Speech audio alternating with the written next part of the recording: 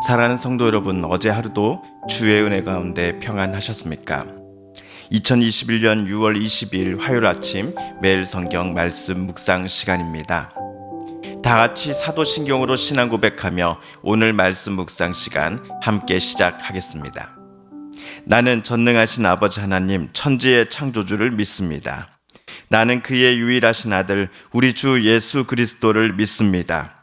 그는 성령으로 잉태되어 동정녀 마리아에게서 나시고 본디오 빌라도에게 고난을 받아 십자가에 못 박혀 죽으시고 장사된 지 사흘 만에 죽은 자 가운데서 다시 살아나셨으며 하늘에 오르시어 전능하신 아버지 하나님 우편에 앉아 계시다가 거기로부터 살아있는 자와 죽은 자를 심판하러 오십니다.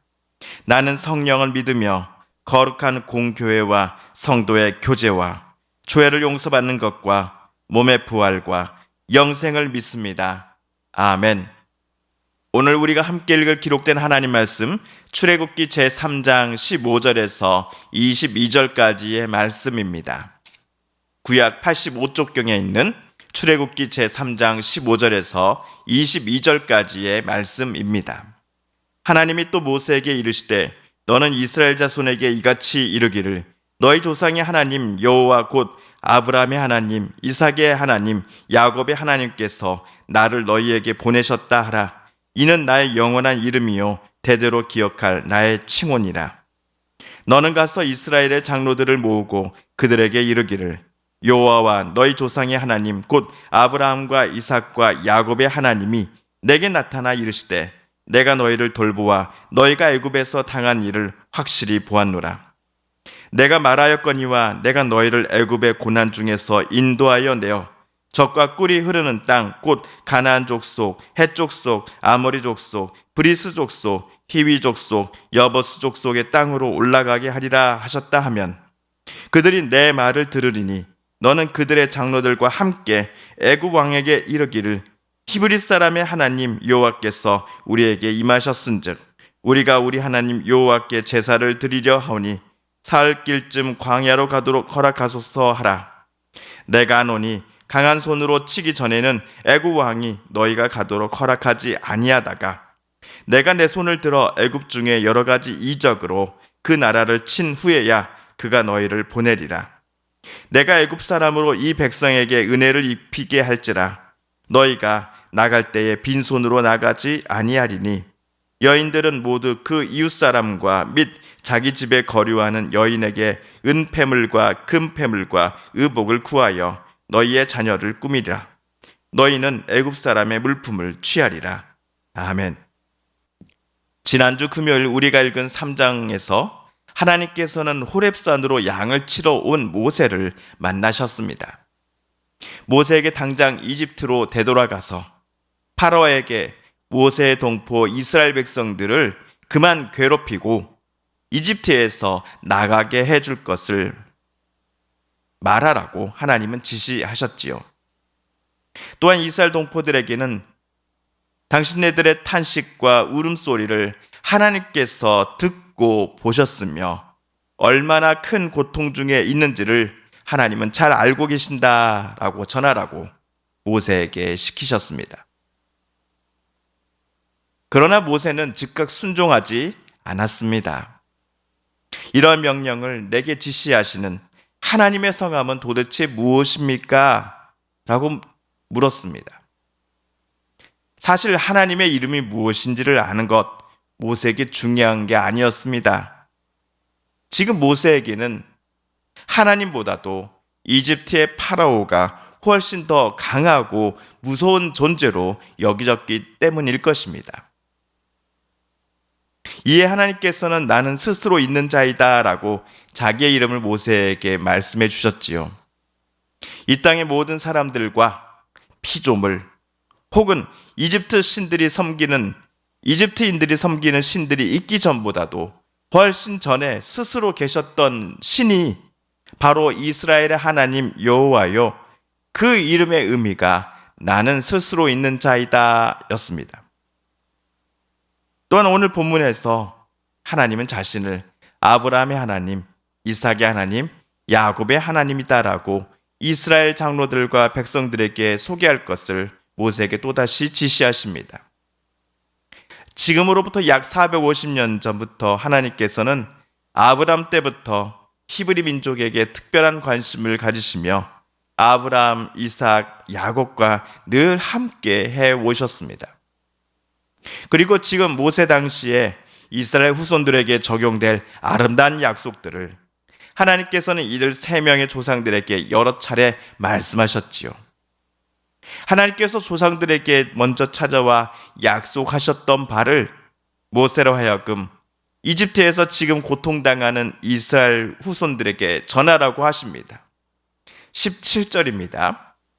내가 말하였거니와 내가 너희를 애굽의 고난 중에서 인도하여 내어 젖과 꿀이 흐르는 땅 곧 가나안 족속, 헷 족속, 아모리 족속, 브리스 족속, 히위 족속, 여보스 족속의 땅으로 올라가게 하리라 하셨다 하면, 그런데 17절의 말씀을 이집트에서 고통당하는 이스라엘 백성에게 모세로 하여금 전하러 가신 하나님의 의도는 과연 무엇이었을까요? 하나님께서는 이집트에 사는 이스라엘 백성들을 반드시 탈출시키고 그들을 조상들에게 과거 약속한 바대로 가나안 땅으로 인도하시기를 하나님은 작정하셨기 때문이었습니다. 내가 너 모세에게 지금까지 일러줬던 모든 말들을 이스라엘 장로들과 백성들에게 하나도 빠짐없이 전해줄 때 그들은 기뻐할 것이야. 왜냐하면 그들도 나 여호와와 아브라함과 이삭, 야곱 사이에 맺었던 약속과 언약의 내용이 무엇인지를 잘 알고 있기 때문이지.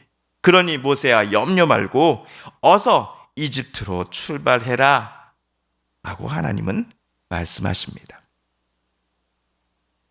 모세가 하나님의 말씀대로 이집트에 가게 되면 그는 거기서 우리 이스라엘이 우리 하나님 여호와께 제사를 드리고자 하오니 광야로 사흘길쯤 가서 주 우리의 하나님께 제사를 드려야 하오니 이것을 허락하여 주소서 라고 모세는 파로에게 동의를 구할 것이지요. 그러나 파로가 기분 좋게 그 제안을, 모세의 제안을 승낙해 주지 않을 것이다 라는 것도 하나님은 잘 알고 계셨습니다. 하나님께서 강한 손으로 이집트를 치지 않을 때에는 파라오는 고집을 피우면서 하나님과 맞서 싸우려고 한다라는 것을 하나님은 이미 예상하셨습니다. 그래야 하나님께서 온갖 이적들로 이집트를 치신 후에야 파라오는 자포자기하는 심정으로 이스라엘을 이집트에서 그만 풀어주라는 명령을 내리게 될 것입니다. 하나님께서 이집트 파라오의 마음을 움직이시기 위해 이집트를 향해 내리셨던 재앙은 총 10가지였습니다. 맨 마지막 이집트 땅의 모든 장자들이 죽게 되는 재앙이 내릴 때까지 파라오는 계속해서 고집을 피우고 마음을 바꾸며 하나님과 모세 앞에 거짓말을 일삼았다라는 것입니다. 이러한 파라오의 고집에도 불구하고 하나님의 약속하신 바는 반드시 성취될 것입니다. 게다가 10번째 재앙이 끝나고 이스라엘이 이집트를 탈출하게 되는 그날 이스라엘 민족은 주변 이웃 애굽 사람들이 건네주는 은, 금, 폐물들과 귀중한 것들을 두 손 가득 받아들고서 이집트를 빠져나가게 될 것이다 라고 하나님은 그 구원의 날에 있을 일을 모세에게 미리 알려주십니다. 정말로 하나님께서 오늘 모세에게 말씀하신 것들이 실제로 일어날까요? 450년 동안 이집트에서 붙잡혀 살면서 온갖 고역과 위험한 일들로 말미암아 고통당하였던 이스라엘이 과연 모세 때 이집트에서 빠져나오는 일이 일어나기는 하는 걸까요? 이스라엘을 해방시키시고자 하시는 여호와 하나님을 이집트에 사는 이스라엘 사람들은 신뢰하면서 모세의 지시대로 해방에 관한 일들을 차근차근 준비하게 되었을까요? 이 질문에 대한 자세한 이야기는 우리 내일 수요일 사장 본문에서 계속해서 살펴보도록 하겠습니다. 사랑하는 성도 여러분, 오늘 말씀을 읽으실 때에 하나님께서 우리에게 주신 교훈과 말씀, 또 들려주신 음성을 기억하며 이 시간 오늘 함께 읽은 말씀 붙잡고 기도드리기를 원합니다. 우리 성도님들과 가족들 중에 하나님의 고쳐주심과 일으켜 세워주심, 또 치료하여 주심을 놓고 간절히 기도하는 분들이 계십니다. 이 시간 우리도 그분들의 이름을 부르며 함께 기도하십시다. 마지막으로 우리가 가지고 나온 간절한 기도 제목, 하나님께 아뢰며 하나님의 은혜의 보좌 앞으로 더 가까이 나아가겠습니다. 함께 기도합니다.